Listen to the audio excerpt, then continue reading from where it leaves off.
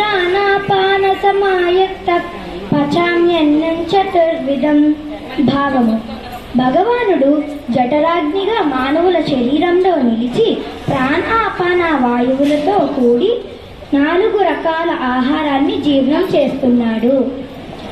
త్రివిధం నరకస్యేదం ద్వారం నాశనమాత్మనః కామక్రోధస్తదా లోభా తస్మాదేతత్రయం త్యజేత్.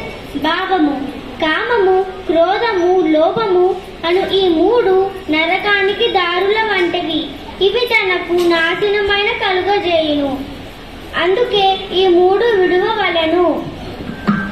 ఇదం శరీరం కౌంతేయ క్షేత్రమిత్యభిధీయతే ఏతద్యో వేత్తి తం ప్రాహుః క్షేత్రజ్ఞ ఇతి తద్విదః. భావము: ఓ అర్జున, ఈ శరీరమే క్షేత్రము. నేను ఈ శరీరాన్ని తెలుసుకున్న ఆత్మను అని గ్రహించడమే నిజమైన జ్ఞానము. అద్వేష్టా సర్వభూతానాం మైత్రః కరుణ ఏవ చ నిర్మమో నిరహంకారః సమదుఃఖ సుఖక్షమీ.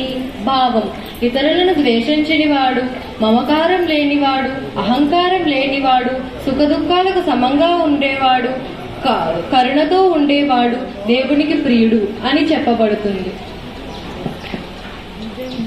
బ్రహ్మార్పణం బ్రహ్మహవిః బ్రహ్మాజ్ఞౌ బ్రహ్మణాహుతం బ్రహ్మైవ తేన గంతవ్యం బ్రహ్మకర్మ సమాధినా. భావము: యజ్ఞము నందలి హోమ సాధనములు, హోమ ద్రవ్యములు, హోమాగ్ని, హోమము చేయువాడు, హోమము చేయబడినది ఇవన్నీ బ్రహ్మ సాధనములే అనేది ఏకాగ్ర భావముతో మానవులు పొందే ఫలము కూడా బ్రహ్మయే. సాయిరామ్.